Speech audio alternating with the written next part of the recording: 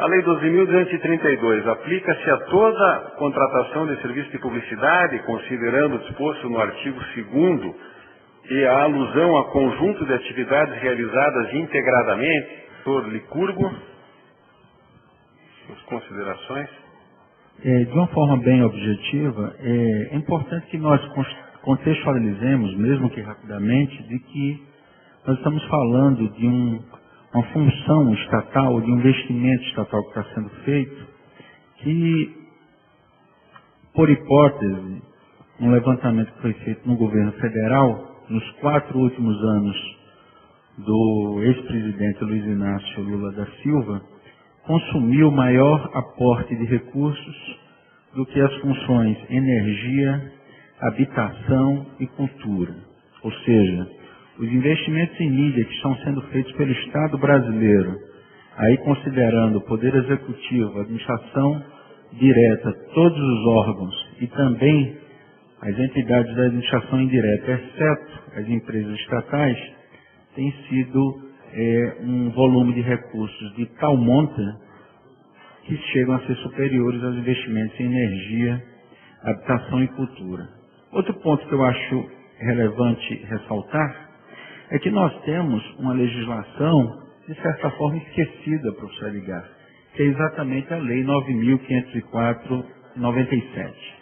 Essa lei que estabelece regras para os momentos eleitorais, ela veda, mesmo aquela publicidade dita informativa, veda a realização de qualquer gasto nos 3 últimos meses que antecedem o pleito, exatamente para que se evite a influência, né, no resultado do sufrágio.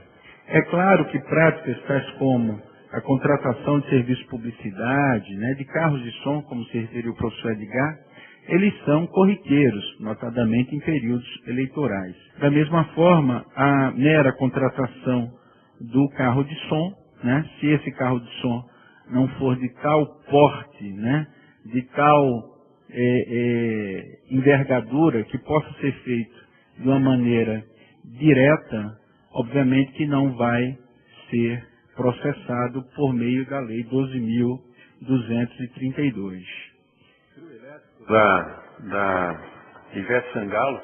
Se o trio elétrico da Ivete Sangalo não estiver sendo contratado pela agência da própria Ivete Sangalo, nesse caso não estaria, no meu entender, sujeito à Lei 12.232. Perfeito, obrigado.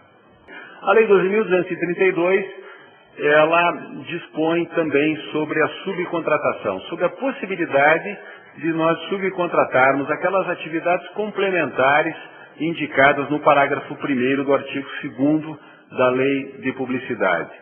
E ela trouxe, a nova lei, algumas regras. Então eu gostaria, primeiramente, de ouvir da mesa se há ou se existe alguma semelhança ou se existe alguma diferença entre a subcontratação prevista na 8666 e esta subcontratação aqui disciplinada pela Lei 12.232.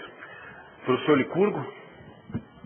Muito brevemente, acredito que a questão já esteja esgotada, mas apenas para pontuar que na exposição de motivos do projeto, o deputado José Eduardo Cardoso, atual ministro da Justiça, expunha a necessidade do contratante conhecer, notadamente, a agência de publicidade com quem ele iria, obviamente, no momento oportuno, formalizar a avença. Ocorre que, da mesma forma, como da preocupação do professor Edgar, do professor Carlos Mota, mas me parece que o artigo 14, ele não permite, permita-me o neologismo, professor Edgar, a carona no cadastro. Ele não permite. Ele textualmente fala que somente pessoas físicas ou jurídicas previamente cadastradas pelo contratante poderão fornecer, etc., etc.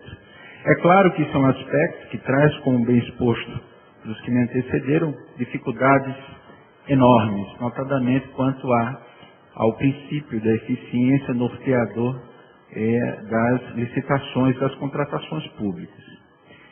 Em relação à responsabilidade do contratado, né, em relação àquele que foi subcontratado, essa é uma questão que me parece também polêmica, porque pelo simples fato do subcontratado ter que necessariamente ser cadastrado, defende alguns que estaria aí a razão de ser do contratado se eximir por eventual falha do subcontratado. Eu, particularmente, penso que não, porque há um aspecto nodal na norma contida no artigo 14, que é o fato de que esse subcontratado, a despeito de ser um subcontratado registrado, cadastrado, será escolhido pelo contratado, de acordo com o critério de menor preço. Ora, em sendo assim, nós sabemos que, no mínimo, na minha visão, a possibilidade da responsabilização solidária aí estaria presente. E esse fato não seria fator de se eximir o contratado pelo subcontratante que ele mesmo veio a escolher. Pois bem, as questões que eu gostaria de colocar à reflexão da mesa são as seguintes. Primeira delas, esta, digamos assim, licitação promovida por particular, como se dá a publicidade dessa licitação? Professor Licurgo. Eu tenho uma opinião um pouco diferente, no sentido de que, não só em relação aos já cadastrados, né? Por força dos parágrafos 2º e 9º do artigo 22 da Lei 8666, no caso específico daquela subcontratação prevista no parágrafo 2º do artigo 14, é possível sim fazer um chamamento através de diário oficial, de jornal de grande circulação, para aqueles que preencham os requisitos para cadastramento, que não estejam necessariamente já cadastrados. Importante notar que a sessão pública, como bem evidenciou a professora Tatiana, só ocorrerá naquelas situações em que a contratação for superior a R$16 mil e a 0,5 décimo do valor total da contratação. Nesse sentido, bem objetivamente, no caso da não obtenção, né, das 3 propostas, digamos assim, deverá ser devidamente justificado, conforme o parágrafo 7º do artigo 22 da Lei de Licitações, e dar seguimento normal ao processo seletivo. E o critério de julgamento, também no meu entender, por analogia à Lei de Licitações, também regra geral, será o de menor preço.